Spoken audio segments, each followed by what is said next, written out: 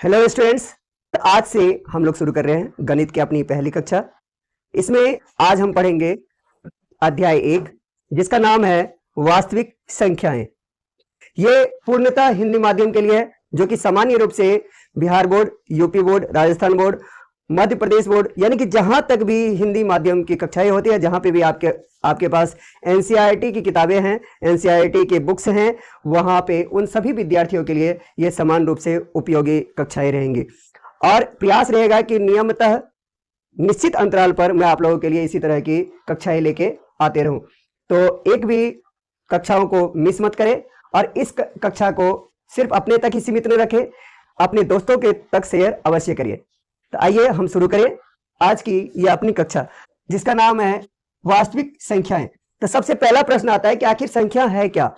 संख्या का एक प्रकार है जिसको वास्तविक संख्या कहते हैं, लेकिन आखिर संख्या है क्या।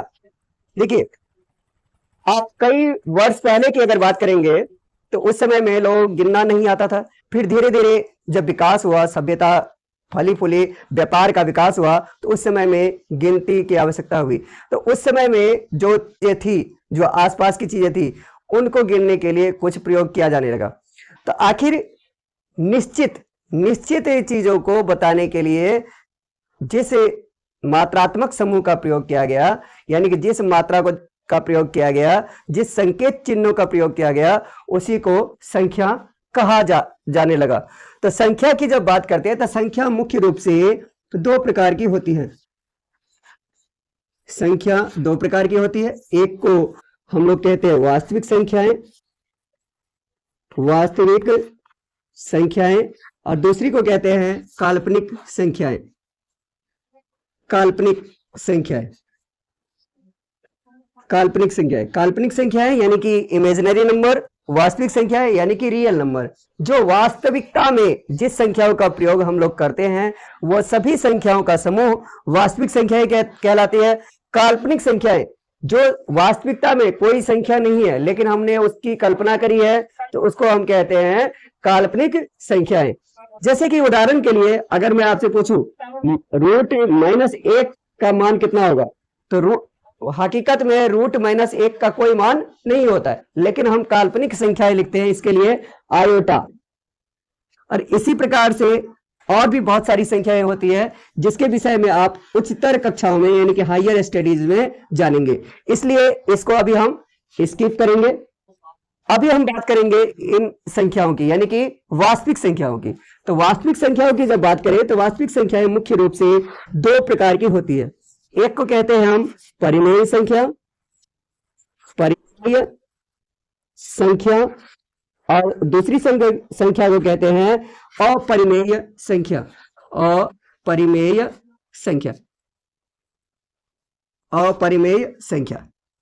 अब यहां पे यह ध्यान दीजिए कि परिमेय संख्या क्या है। तो परिमेय संख्या वह संख्या जिसे P/Q के रूप में लिखा जा सके, P/Q के रूप में लिखा जा सके, जहां P और Q कोई पूर्णांक हो, और साथ ही क्या होना चाहिए कि Q बराबर नहीं होना चाहिए 0। जैसे कि उदाहरण के लिए P और Q कोई पूर्णांक हो, Q बराबर नहीं होना चाहिए 0। जैसे कि उदाहरण के लिए 1/2, 2/3, 0/5, तो ये सभी क्या है, एक परिमेय संख्या है। लेकिन अगर आप कहोगे कि 2/0, मैं अगर कहूं 2/0 या आप कहोगे 2/0, तो इसको हम लोग कह देंगे कि ये परिमेय संख्या नहीं है। अब यहां पे बात आती है कि पूर्णांक आखिर है क्या। तो पूर्णांक की बातें करें उससे पहले आप लोग फटाफट इस वीडियो को पॉज करके इसको नोट कर लीजिए, फिर आगे की बात करते हैं। अब बात करेंगे पूर्णांक की। तो पूर्णांक की जब बात करें तो पूर्णांक दो संख्याओं के मेल से बना है। एक है ऋणात्मक, और दूसरा जो पूर्णांक है, दूसरे इसका जो भाग है उसको कहते हैं हम पूर्ण संख्या।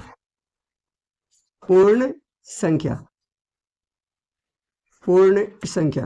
पूर्ण संख्या वह संख्या जो 0 से प्रारंभ होकर अनंत तक जाती है। 0, 2, 1, 2, 3, 4, 5 इत्यादि। और ऋणात्मक संख्या जैसे -1, -2, -3, -4 इत्यादि। इस तरीके से यह कम होती जाएगी। इस प्रकार हम लोग फिर से देख सकते हैं कि पूर्ण संख्या के भी दो भाग हैं। एक को कहा जाता है, एक है 0 और दूसरी जो है वो है प्राकृत संख्या। प्राकृत संख्या, प्राकृत संख्या जो गिनती की सभी संख्या है प्राकृत संख्या है, जैसे 1, 2, 3, 4 इस तरीके से। यह है प्राकृत संख्याएं। इस प्रकार से अब आगे जब हम देखें तो प्राकृत संख्याओं को भी आप फिर से वर्गीकृत कर सकते हो। प्राकृत संख्याओं को भी हम लोग वर्गीकृत कर सकते हैं। प्राकृत संख्या दो भागों में मुख्य रूप से वर्गीकृत किया जा सकता है। एक को हम कहेंगे सम संख्या, सम संख्या, और दूसरे जो प्रकार है उसको हम कहेंगे विषम संख्या। सम संख्या और विषम संख्या। सम, सम मतलब होता है बराबर, यानी कि जिसको दो बराबर भागों में बांटा जा सके उसे हम सम संख्या कहते हैं। जैसे 2, 4, 6, 8 इस तरीके से ये क्या है, सम संख्याएं हैं। और विषम संख्याएं विषम, विषम यानी कि जो भी मतलब नहीं, सम जो बराबर नहीं है, यानी कि जिसको दो बराबर भागों में नहीं बांटा जा सके उसे हम विषम संख्या कहते हैं। जैसे 1, 3, 5, 7, 9 इस तरीके से ये क्या है, विषम संख्या है। फिर से आगे सभी सम संख्याओं को और सभी विषम संख्याओं को भी दो भागों में बांटा गया है। सम संख्याओं को दो भागों में बांटा गया है और विषम संख्याओं को दो भागों में बांटा गया है। इसको समझने से पहले आप लोग इसको कुछ देर के लिए वीडियो को पॉज कीजिए और इसको नोट कीजिए, फिर इसके बाद हम बात करेंगे। सम संख्या और विषम संख्या के वर्गीकरण को समझने से पहले आप लोगों को यह पता होना चाहिए कि गुणनखंड क्या होता है और गुणज क्या होता है। गुणनखंड और गुणज, गुणज अगर नहीं मालूम है और गुणनखंड अगर नहीं मालूम है तो इधर समझिए। यानी कि कोई भी संख्या है, जैसे मान लीजिए 4 एक संख्या है, ये जिन जिन संख्याओं से कटेगी वो सभी संख्याएं 4 का गुणनखंड कहलाएगा। जैसे कि 1, 2 और 4। 4 1, 2 और 4 से कटता है, इसलिए 1, 2 और 4 इस 4 का गुणनखंड है। यह गुणनखंड है किसका, ये गुणनखंड है किसका, 4 का। समझ में आई बात। अब देखिए यहां 4 का गुणज, गुणा करने के बाद जो उसका गुणनफल आता है उसी को हम गुणज कहते हैं। जैसे 4 को 1 से गुणा करेंगे 4, 4 को 2 से गुणा करेंगे 8, 4 को 3 से गुणा करेंगे 12। इस तरीके से ये सभी अनंत तक जाएगा। ये सभी क्या है, इस 4 के गुणज है। ये 4 के गुणज है। उम्मीद है कि ये गुणनखंड और गुणज आपको समझ में आया होगा। अब हम लोग समझते हैं सम और विषम संख्याओं के वर्गीकरण के बारे में। तो मैं यहां पे लिखता हूं सम और दूसरी तरफ हम लोग लिखेंगे यहां पर विषम। सम और विषम। तो सम संख्याएं जैसे कि 2 किस किस से करता है, 1 से और 2 से। 3 1 से और 3 से, सॉरी 3 विषम संख्याएं हैं।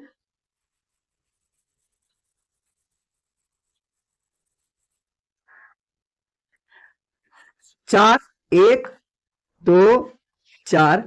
अगली सम संख्या है 6 1 2 3 और 6, इनसे कटती है।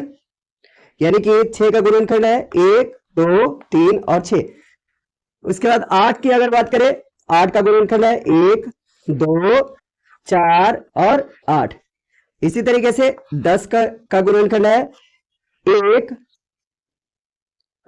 2 5 और 10। इसी तरीके से ये आगे की तरफ होते रहेगा। विषम संख्याओं की अगर बात करें तो एक का सिर्फ एक ही गुणनखंड है, इसलिए ये सबसे अलग है।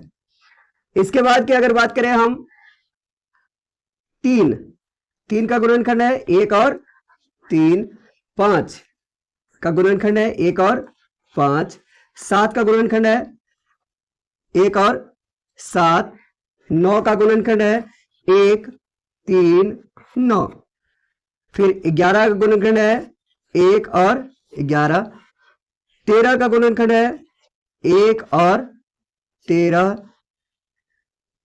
15 का गुणनखंड है 1, 3, 5 और 15। अब इससे आगे इसी तरीके से करते रहेंगे। अब आप देखिए, इसका हम लोग इसको समझने का प्रयास करते हैं। जैसे देखिए, ये दो का केवल 1 और 2 गुणनखंड है, 3 का केवल 1 और 3 गुणनखंड है, 5 का केवल 1 और 5 गुणनखंड है, 7 का केवल 1 और 7 गुणनखंड है, फिर 11 का केवल 1 और 11 गुणनखंड है, 13 का केवल 1 और 13 गुणनखंड है।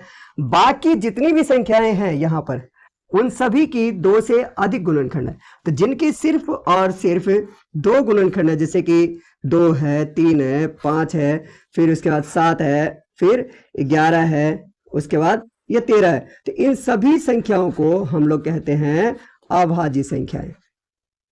यानी कि वह संख्या जो कि 1 से और स्वयं से करती है उसे अभाज्य संख्या कहते हैं। और जिसके 2 से अधिक गुणनखंड है, जैसे कि ये सभी संख्याएं, तो इसको हम कहते हैं भाज्य संख्याएं। वह संख्या जिसके 2 से अधिक गुणनखंड है, जैसे कि विषम संख्याओं में भी 9, 15 और भी बहुत सारी संख्याएं हो सकती हैं, जैसे कि 21, इस तरीके से। तो ये है भाज्य संख्याएं। वह सभी संख्याएं जिसके 2 से अधिक गुणनखंड है वह सभी भाज्य संख्याएं हैं, और जो सिर्फ 1 से या फिर अपने आप से करती है उसे हम अभाज्य संख्या कहते हैं। उम्मीद है आपको ये बातें समझ में आई होंगी। तो अभी इसको नोट कर लीजिए, उसके बाद हम आगे की बात करते हैं।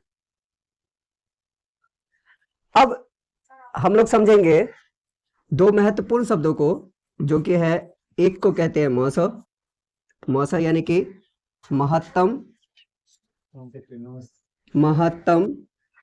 समापवर्तक। महत्तम समापवर्तक। महत्तम समापवर्तक, सबसे पहले इसको समझते हैं। महत्तम मतलब होता है सबसे बड़ा, सबसे बड़ा। और समापवर्तक, समान अपवर्तक, समान अपवर्तक,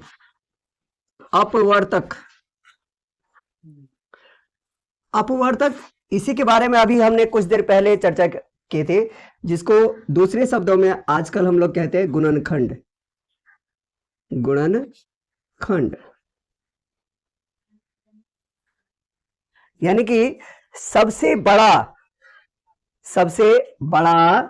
जो समान गुणनखंड होता है उसी को महत्तम समापवर्तक मौसा कहते हैं। मौसा यानी कि इंग्लिश में इसको HCF, हाईएस्ट कॉमन फैक्टर, सबसे बड़ा कॉमन फैक्टर जो होता है उसी को महत्तम समापवर्तक यानी कि मौसा कहते हैं। जैसे उदाहरण के लिए हम लोग देखते हैं, जैसे कि 4 और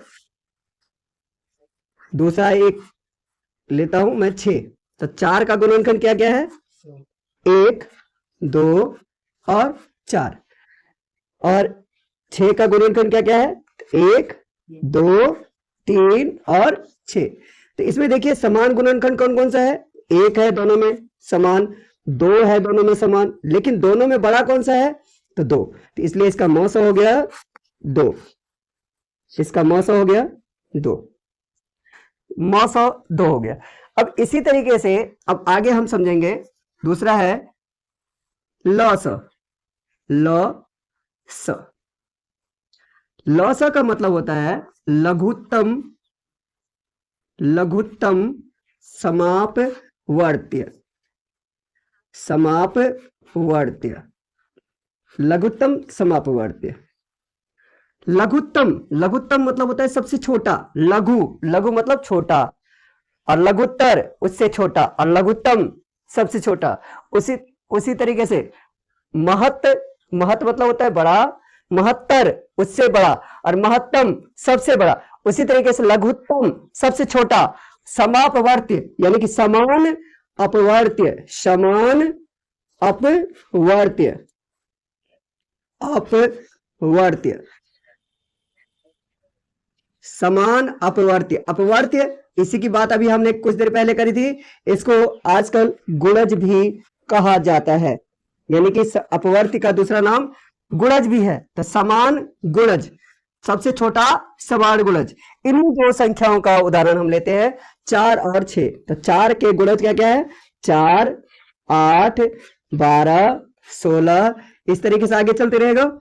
6 के अगर गुणज की बात करें तो 6, 12, 18, फिर उसके बाद 24, और इसमें 4 के पहाड़े में भी 24 आता है और 6 के पहाड़े में भी 24 आता है। 4 के पहाड़े में भी 12 आता है और 6 के पहाड़े में भी 12 आता है। तो सबसे छोटा जो कॉमन है वो क्या है, कौन सा है? तो 12 है। तो इसलिए इसका लॉसअ यानी कि एलसीएम हो गया, लॉसअ हो गया, लॉसअ बराबर 12। तो उम्मीद है आपको ये बातें समझ में आई होंगी। इसको नोट कर लीजिए और उसके बाद हम आगे की बात करते हैं। अब आइए हम सीखते हैं मौस ज्ञात करने की विधियों के बारे में। तो मौस ज्ञात करने की विधि, मौस ज्ञात करने की विधि।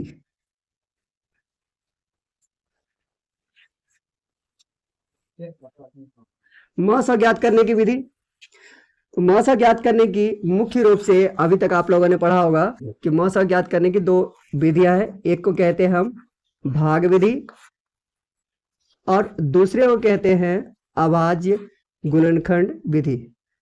भाग विधि और दूसरे को कहते हैं अभाज्य गुणनखंड विधि। अभाज्य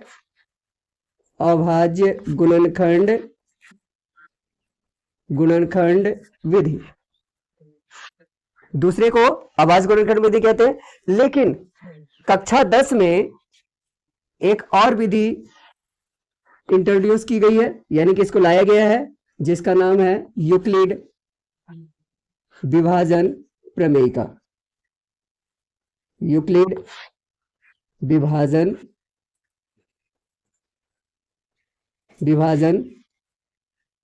प्रमेयिका, इसको इंग्लिश में हम लोग कहते हैं यूक्लिड डिवीजन लेमा या यूक्लिड डिवीजन लेमा।